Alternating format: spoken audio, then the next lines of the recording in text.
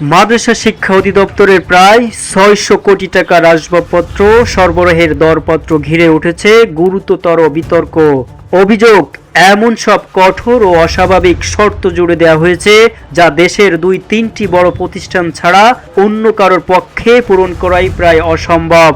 বসুন্ধরা, উত্তরা, বনশ্রী, কুড়িল ও বাড্ডা সহ রাজধানীর বিভিন্ন স্থানে অভিজাত ও অত্যাধুনিক মানের ফ্ল্যাট কেনার এক নির্ভরযোগ্য প্রতিষ্ঠান প্লেজেন্ট প্রপার্টিজ লিমিটেড। নিজস্ব প্লান্ট, কেমিক্যাল ট্রিটমেন্ট ইউনিট, ঢাকায় 10টি শোরুম, প্রতিটি বিভাগে শোরুম, একাধিক আইএসও, এফএসসি ও পরিবেশ সনদ, এসব শর্তকে সাধারণ ঠিকাদাররা বলছেন পূর্ব পরিকল্পিত ছাঁকনি। তাদের দাবি, নির্দিষ্ট কয়েকটি প্রতিষ্ঠানকে কাজ পাইয়ে দিতেই দরপত্রে এমনভাবে সাজানো হয়েছে। এ বিষয়ে মাদ্রাসা শিক্ষা অধিদপ্তরের মহাপরিচালক হাবিবুর রহমান বলেন, দরপত্রটি এখনো চূড়ান্ত হয়নি। টেন্ডার সাবমিটের তারিখ আছে 8 থেকে 9 তারিখ এই মাসে। তো অফিস কোথা থেকে আসলো? এটা বাসমান আছে অনলাইনে, এখন তো টেন্ডার সাবমিট হয়নি না, শেষ হয়নি। তার নির্দিষ্ট টাইম আছে। হ্যাঁ, টাইম এটা সম্ভবত আমার সঠিক মনে নাই, সম্ভবত 8 বা 9 তারিখ আছে। বৃহস্পতিবার 2 এপ্রিল তার অবসরে যাওয়ার কথা জানিয়ে তিনি বলেন, আমি আগামীকাল অবসরে যাচ্ছি, এরপর যিনি দায়িত্বে আসবেন তিনিই বিষয়টি চূড়ান্ত করবেন।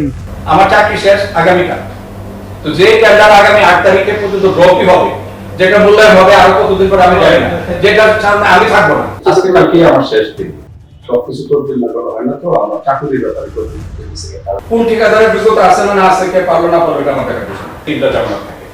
প্রথমটা হলো টেন্ডার সাবমিটের সময় হলো টেন্ডার সিকিউরিটি। দ্বিতীয় পর্যায়ে যিনি সফল হবে তারটাকে বলা হয় পারফরম্যান্স সিকিউরিটি, যার সাথে কন্ট্যাক্ট হবে। আর তৃতীয়টা হলো রিটেনশন মানি, তার বিল থেকে কেটে রাখা হবে যদি সাপ্লাইয়ের পরে কোনো ডিফেক্ট লায়াবিলিটি হয়, সে সারিয়ে না দেয়। দাখিলই হয় না, তো অভিযোগ থেকে আসলো টাকার বলটা আমি না দেখে বলতে পারবো। 19টা ল, 8 কোটি টাকা কোনটা আছে, 16 কোটি টাকা সর্বোচ্চ আছে ইন বিটুইন। নীতিমালা সরকার করে দিয়েছে, এটা আমি করিনি। এটি 100% বড় করা হয়েছে। এখন প্রশ্ন একটাই, 600 কোটির এই টেন্ডার কি সত্যিই প্রতিযোগিতার, নাকি আগেই ঠিক হয়ে গেছে কার ঘরে যাবে এ কাজ? ইসমাইল হোসেন, ভিউডি বাংলা, ঢাকা।